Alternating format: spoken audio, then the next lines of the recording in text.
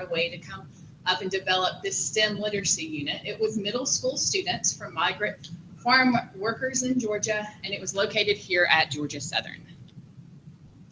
So the process was that we designed and implemented a week-long STEM literacy unit on soil ecosystems. And we thought about soil ecosystems because of the place-based aspect and also the students' cultural background. So the fact that we, A, could actually collect soil here at Georgia Southern was a good thing, but B, this is something that the students know and their families are intimately familiar with. And they have scientific knowledge about soil that they don't even realize that they had. So we wanted to highlight that. And then we met with the students for about 4 hours every day. The first day was really probably 6 to 8 hours because we had a little field trip planned, and we'll talk about that. But our objectives were to hopefully increase their science and math knowledge and skills.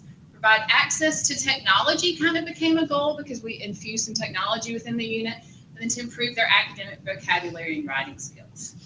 And we did this through a variety of methods that I'm sure we've all used and familiar with. We did discussions and readings and mini lectures, and they researched using iPads. They had hands-on activities. We also did some inquiry, and then we did some labs that were more structured. This is a week at the glance. We started indeed on Sunday, because on Sunday we met with the students, we established rapport, we asked them to sign the assent form, of course, and we encouraged them also to ask us questions, of why we were going to be their teachers and what we were going to be teaching, and what we expected from them. And then we asked them, what would you expect from us? So it was a good short afternoon. We met with them for a couple of hours. And so the next day, when we met on Monday, they already knew us, because the first thing that we needed to give them was a pre-test about the vocabulary and the concept of science. We needed to measure somehow, because we wanted to know, and because also the Department of Education, the Georgia Department of Education, wanted to see those results. So it's part of what they expect. And after that, we started with, we introduced or read aloud The Radio Man. The Radio Man is a book about a child from a migrant working family. And they traveled from place to find jobs. And we had two motives or two reasons to choose that book. First is culturally relevant. It's enabling for students, and also is content relevant. The other reason was that that book was used to create 4 math problems. We created stories based on that, and that was their first math, the first math problem solving. And also, the same book, the story, was the springboard for later on when we introduced the raft, that it is a literacy activity where students assume a role, write for a specific audience, choose a format, and then choose a topic. And we gave them a prompt, and it turned out pretty good. In that afternoon, we collected soil. The intention was to take children, but you know what happened? We needed to redo all that planning and replan, because it was boring, really boring. So, of course, Lacey is used to go outside with those special attires that he had. So she said, okay, I go there, I collect the soil while I was in the office finishing up and trying to make up or to remake what we were going to do with the students in the afternoon. So we needed to improvise there. And that was how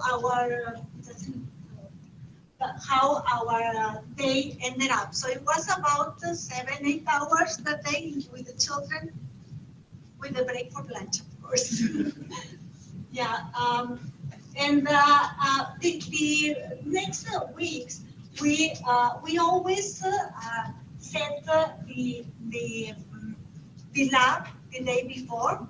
And I think if you can see this table, you can see everything integrated: math, literacy, research, that is part of the literacy, the science, all these labs.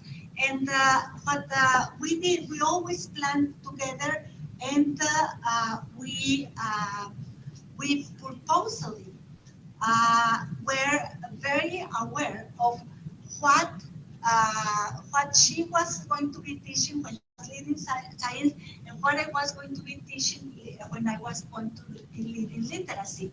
So we collaborated, we reinforced both. I reinforced the science, and she reinforced the literacy concept and the writing. We did lots of different writings, from guiding questions, reflective questions, to frame paragraphs, because we understood that they needed a little bit of help. And it was not very easy. They were children who came from 5th and through 7th grade. It's a big difference. Big difference when you have something like that. And so, what else we did? Well, on Wednesday, we had to rethink. Okay, we need to think about the way that we can accelerate the writing, because at the beginning we were expecting a personal narrative out of the idea from the draft. However, it was not going to be enough time to do that personal narrative and to turn it into Google Slides presentations. It was impossible. So what we did, storyboarding. So we started storyboarding, and we are going to show you some examples in the next slide. And this is another book that we read on Wednesday. And this was very useful, because what they were learning in the lab, it came here. All those abiotic and biotic elements in the soil came here. Even the little nematodes. Sorry. We had fun digging through soil. Yes, we found it. When they saw it here, they said, "Oh, we found it." So that was the time. Okay, let's bring microscopes too. It was really, really neat. So this is the other book. Do you need want to? Okay. So if you just look, if you're wondering where the inquiry came in a little, that was with the soil labs that we did when we did the observations. The students got to really dig into the soil and just discover and kind of see what they were looking for. And they said, "Oh, can we get microscopes out?" And we said, "Absolutely, we can get microscopes out." And so we were trying to go with what they were interested in. And then when we had the labs that were already planned, we started those with leading questions of, how do you think we would test this? Like, what ideas do you have from what you have before you, except for the chemistry labs, which have to be very precise because they're timed. But it was fun to see the students' ideas and get their background. And do the graphs and do everything. There is just one picture. I will look at. And one thing we learned is when you're teaching and researching, getting pictures is really difficult. So when we came to put pictures together, we were like, oh, that's something we missed doing, was actually taking pictures. Yeah, this is one of the elements in the soil. Yes, one of the worms that they found that they were very excited about. And they wanted to make sure, because my research with empathy, that the worm lived, which I loved, and I'll put back out. So anyway. These are three examples of the story boarding. As you can see, this is in Spanish. We had one student who did not speak English at all, but he did a very, very good job. And they really liked drawing their own pictures, which was fun to see and get their ideas. And it was interesting to see how much more they would write here and draw when we added in the drawing element than just the raft that they were working on. Yeah. Well, before we go, when they finished on Thursday the storyboarding, we took it home. I copied every type, everything that they wrote individually, because they were not going to have the time to type other than copy paste. So what they did very smartly, because that next day when we set the computer lab, they were given their own pieces, and they took what was there, but they started modifying it. So they added more, took away some parts. So they were still processing. So, and this is the best they could do at the end. One of the staff from the migrant education printed their booklets and gave one copy to Lacey and one to me. You didn't read yours? No. I know. Yeah, because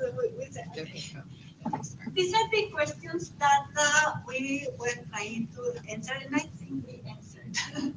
Yeah, how does using socioculturally responsive pedagogy, place-based learning, and multimodal meaning making to teach a STEM literacy unit impact students' interest in science learning? And how does using multimodal literacy strategies and purposeful writing promote students' interest in science learning? So if we look at the methods that we used, we had 25 students who participated, and they were from 10 to 14, which again was a great age range to have and ability range. And the data sources that we did were your typical pre and post surveys. Those were interest surveys. We did a pre and post test, which was required by the program, as this is offered by the state of Georgia, so you hopefully want to show growth. And we had student assignments and writings. We also took researcher reflective field notes at the end of the day. And then we did a final whole group semi-structured interview at the end of the session as well. And so when you look, we're still in the process of doing some of this, particularly the qualitative analysis. And we're analyzing and we're classifying and coding those sources. And we're doing that independently using an interpretive method to see the themes that come forth. And after we get done with that, we're going to come together to crystallize our findings, as Tracy talks about in her big 10 or 8 research that she has for qualitative findings. And then we used SPSS for the quantitative analysis that was just really pretty simple with pre-post tests and pre-post surveys. And then we're triangulating all of that together, hopefully, to have a robust study. Well, we're almost there. Yeah. Preliminary findings. No, sorry. Well, regarding the students' interest in science, in the pre-survey, 96% of the students thought that science was interesting, and but only 29% thought that they could be good at science, and there was no difference between gender, so it was the same, female or male.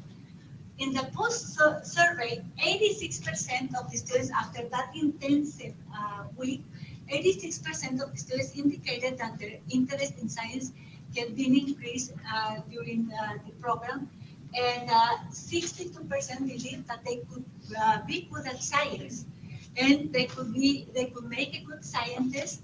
And that means it was an increase of 33% in their interest, as much as we could measure.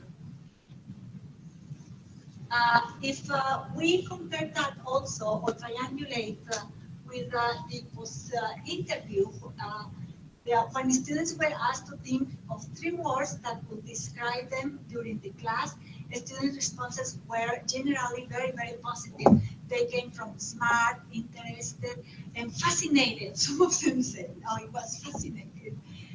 And when asked one thing that made them feel good about themselves, Maricela said, the experiments, because we got to do the science. And for that, Juan said it was interesting because we don't get to do that at school.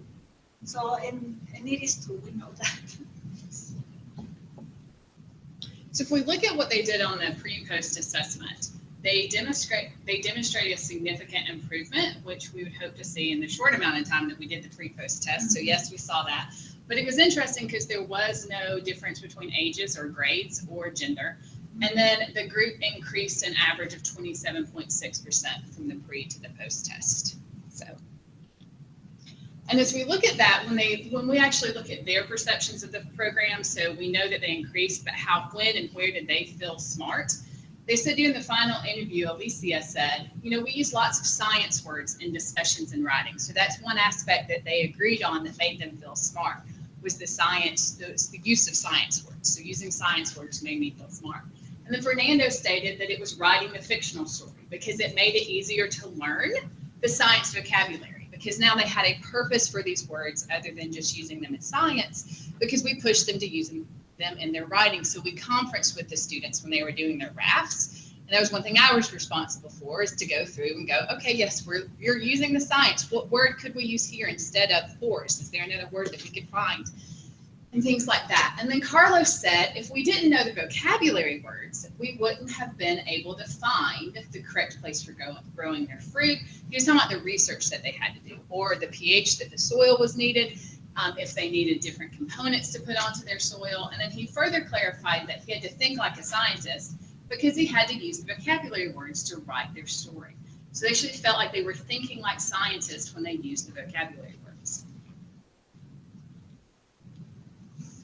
And then when we look at this in context to the Radio Man, which is really the piece that we tried to bring in and kept coming back to, as we were sharing with the students, as it was really kind of highlighting their cultural background as well. Rosa said, when we read the Radio Man, it kind of like matches us because, you know, we migrate with our parents. So they were able to make that connection without us saying, this is what we feel like would be similar to your experience. They felt that way themselves. And then Jose stated that he liked writing the fictional stories because you had a friend and you got to travel. And Jose was interesting because he was probably, if you looked at him in a classroom, the least engaged student whenever we were doing pretty much anything. Until we got to the final day with the writing and the Google Slides and them doing things, he all of a sudden really started participating with his partner. And he, you know, he's like, you know, this interview, and in the interview, we were surprised when he said he liked the writing. Like his favorite part was the writing and actually putting this into practice. And so we felt that the writing really was a cultural significance for him to be able to do something with what he was learning and another way to engage him. It was like this imaginative trick that he took, being a seed, because that was supposed to, they were supposed to be a seed looking for a best place to grow. And they liked picking their seeds of watermelons or strawberries, and some of them picked what, you know, they knew grew, and some of them picked their favorite fruit. And then we gave them packets of seeds, which was that was probably one of their best things. Though we couldn't find all the seeds at the time. Yeah. Well, what is the significance of this study? Besides all we have discussed about being based or about us carefully taking into consideration the students' backgrounds, culturally, the linguistic background. I think what is most significant to us is like we put two expertise, science and literacy. But it was not like, okay, I do science, let me put some literacy. Oh, I'm reading a book, I can connect with this. It was not like that. It was purposely looking at the standards because the state wanted us to look at the standards. It was looking at the standards, together planning, seeing how we could really benefit and inform each other. So it's like you read it, some researchers write because they have done it, or they have observed, or they have taught the student teachers. But here we were asked, okay, let's see if it works. And you know it works. It may take a little bit of extra work, but at the end, if teachers who are language arts, science, and ESOL, they put together the effort, I think they can achieve way more from the students than just going individually. So it's a planning together.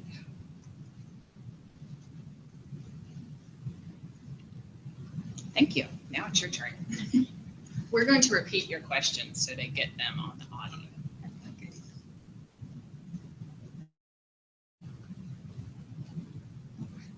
So I have a question. How did you decide on the short story narrative format when you're writing about science? Right, because that's one of those, when you're thinking about typical scientific discourse structures, if I want my students to be better writers of science, they should write like scientists, is one of the mindsets in the field. So how did you choose narrative as your vehicle for writing?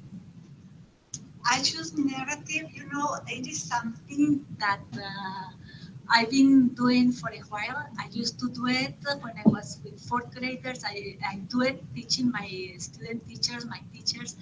It is something that I think this kind of writing, fictional writing, can transfer into a academic essay, because it's not just fictional. As we discussed, okay, what are we doing? We are doing academic fictional. That's what we were doing, was an academic fictional story.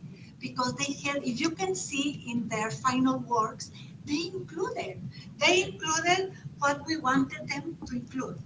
They, not because it is a tale or something fictional, does not mean that the facts are not real. And it is, I think this is one of the elements of the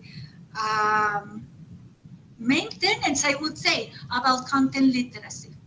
To really use everything that it is out there, not just, okay, I'm writing, I'm reading, I'm including literacy. No, you read a book, you write an essay, it's not just, it's part of, but you need to know how to use the language to learn, how to use the language to write and to communicate what you've learned. So it is all, that's content literacy or scientific literacy, that it is my passion, and thankfully also Lacey agrees. So I think we made a good match. And I think the other side of that is we did some scientific writing with the labs and like writing up and conclusions and having them kind of structure that. But this was an informal setting. And when you look at the informal science learning literature, you got to be careful with sometimes I don't want to say it being too academic, but the engagement needs to be there. And so trying to figure out how to have that engagement, and one way I see is stating that is through storytelling, whether or not that's verbal storytelling or digital storytelling or actually writing. So I think that was also kind of some of our thought process through that. But yeah, it's a good, and we try, it's one of those things of in a week, but I think that's a great question. Yeah, just because I come across that all the time when I'm doing my... Something else, it was very scaffolded, this. Because we were very conscientious, okay, about the guiding questions at the end of the day, about different paragraphs. All of that was like building upon to whatever. Those research, we helped them find the websites where they could research more about their seeds. So all of that was part of the teaching. It was scaffolded, definitely. And there's a good USDA scholarship that's about writing a fictional story about soil or water. And that's for when they get into high school. And I was just aware of that from my teaching as a high school teacher, and getting them used to doing that as well, because that's also a hard thing to get students to do. So, yeah. Do you think that the students found it less constraining to write from the perspective that you advocated versus what they might typically experience in let's just say a traditional science class, where they might be under the impression that they have to provide correct answers, and here the correct answers were more opportunistic in terms of their own experiences of what they were experiencing in the week that you were together with them. I would agree, because some of them ended up in like snowy areas, and it's like, how would this seed get to a snowy area? Yes. But they're traveling with their friend who's, dog or I don't know, bear that they're attached to, so I think that creativity element, we didn't be like, no, this seed would really never end up there. But that's fine, because you had a mechanism to get it back to where it needed to go. Like that was the purpose. But I think it facilitated, but we think this can be recreated in classrooms, easily. Did they explore at all the relationship between the size of the seed and the potential size of the plant? I know I've done that in my own experiences, where sometimes students will see a very little seed, and then they'll project that will grow into a very small plant. But yet that's not always the case.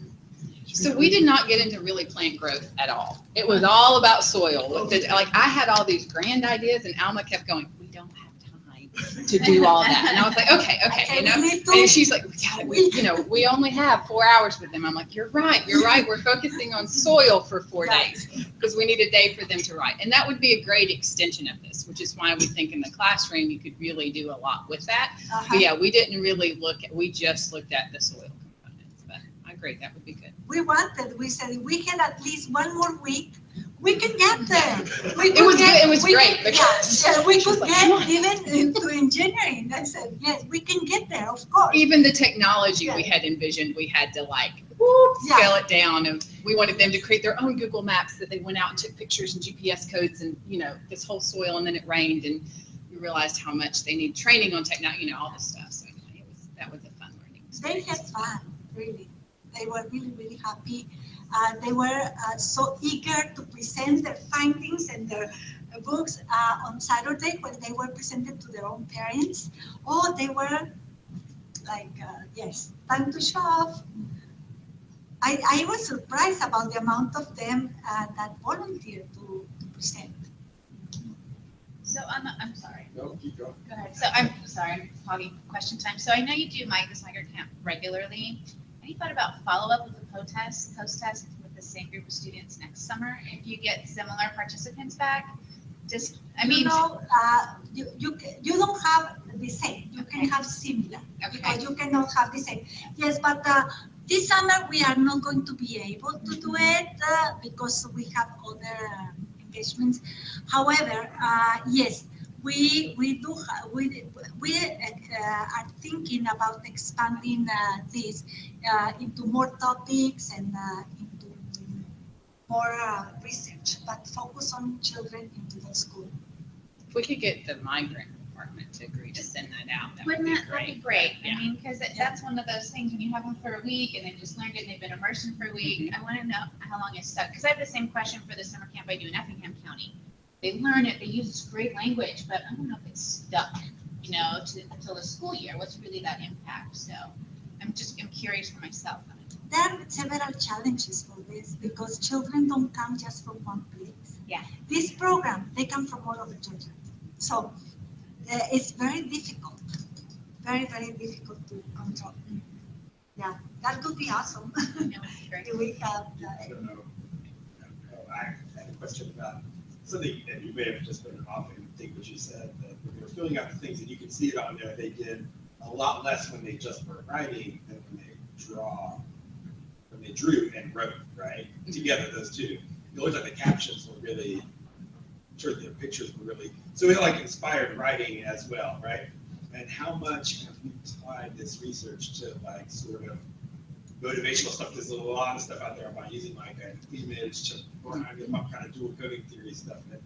Have you considered that could just saying, hey, draw a picture, write a story is going to be motivational enough to make anybody do it, regardless of what the science or the kind of content is? I don't know. It is motivational, and there is same approaches or similar approaches to the writing. Scott Beck and I will use them with, but that was 3 weeks with migrant students. We implemented also a program. We used storyboarding and we created. They created their own stories in the book. That book that is written in 3 languages. There are 2 articles out of that project too. One in Voices from the Middle and the other in JLR that is about to come up. But I think you make a great point with looking at some of that. So I did photo voice in my dissertation. So the power of them taking the photo and talking about the photo, and ideally if we'd had time actually letting them develop their drawings and use their own drawings instead of things they found on Google Images or created with paint, which is still creation and creativity. But, I think that's a good thing to look at as well and to kind of encourage the UDL aspect of that as well. Yeah, I didn't catch this, but did you get them to do a think aloud thing where they talked about besides what they wrote, but did you go back and did I miss that? Or did you go back over them with them and say, okay, why did you draw this? And why did you choose to make it? So yeah, we were constantly monitoring and giving feedback. If you can see those pictures, they were creating those books. And those slides. And we coming up with a Google slide was a compromise. We would like to have another kind of digital storytelling or something like that, but in 1 week it was impossible. So Google Slides was like a good compromise. And I think part of what we did when it looked like students were stuck, right? They didn't have a lot of writing, but they had pictures. One of us would go to a conference, say, can you tell me the story with this picture? Like, why did you draw this picture? Oh, can you capture, that was really good, capture that. Or we might actually like write it down for them or type it really fast for them if it was Friday, so that way they could see that they had ideas, right? But they just know how to get those on paper. So yeah, good point. I was just curious about the amount of structure that you had around the writing and the science, the incorporation of the science or the math into the actual story. Was there any kind of set expectation that they had to do a certain amount of that, or was it totally kind of just what they did? You know, what's an expectation, but we didn't tell them the amount. We told them, make sure that you use what you've living learning. And as I told before, we were very good at repeating ourselves in my 2 hours, 2 hours. We were very, very good at doing that. So that vocabulary was always present. And maybe that was one of the reasons of the growth. But they didn't get a rubric or an expectation sheet, or like we have a rubric to actually look at theirs, but we didn't share that with them. We just wanted them to produce what they produced. And we did sometimes help them, like, can you think of another word? And if they couldn't, that's okay. This word works, it's good. But, just this is what we do when we're writing, right? We try to figure out other words we can use that are more academic and that kind of stuff. But,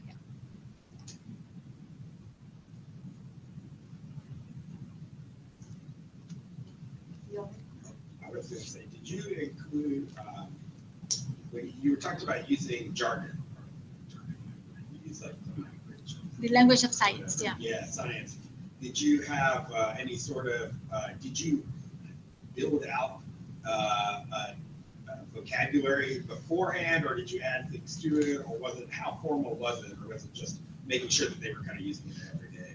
We gave them a worksheet with, not worksheet, we created about the vocabulary, words, and concepts that we were going to use, and they had to say what they know about it.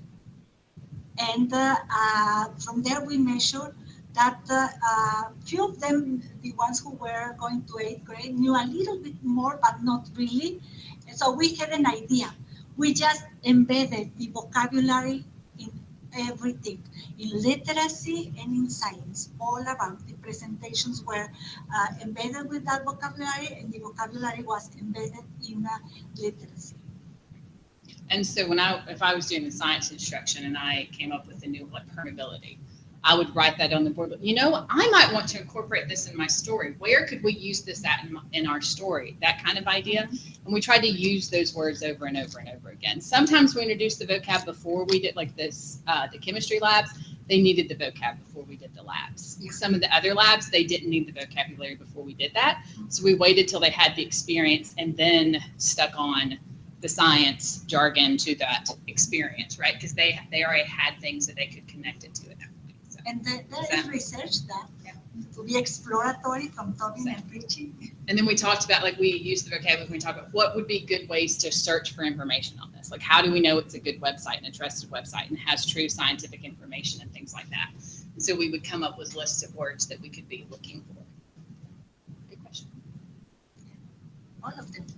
So you said this was sponsored by the Department of Education? Yes. And how much did they expect from you? I mean, you said you had to do a pretest. What are they doing with data you had to provide to them?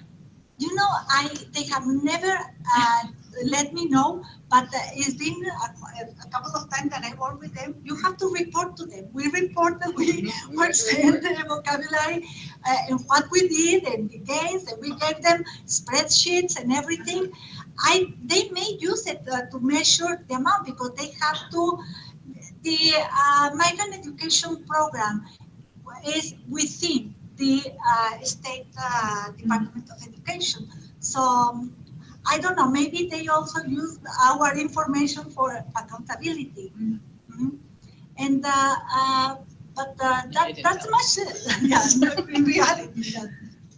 But you asked a good question, which we can bring this up really fast. It was sponsored by the Department of Migrant Education, but we also had funding from the COE to provide supplies and some things for this program. And then before this, the reason we were really looking at this is that we actually went and interviewed in 3 different middle schools, ESL, science, and ESOL teachers to see what they wanted to see. And from that, they really want to be collaborating and figure out how to integrate. And they're just finding time and really, I don't want to say the expertise to do that because they all have expertise, but the expertise to come together and do that, I think, is what they're really asking for. And so we were like, hey, we have this opportunity to pilot. So Yeah. that's And where some of it use came from. and we use that information to help us or inform us for a grant that we are still waiting for to hear from them, from the Spencer Foundation. And that's what we did with the seed grant that, well, it was the name that it has, the faculty support research grant was named seed grant, and that's what we did.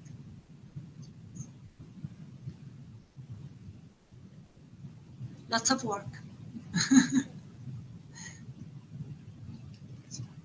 Questions? So can we see?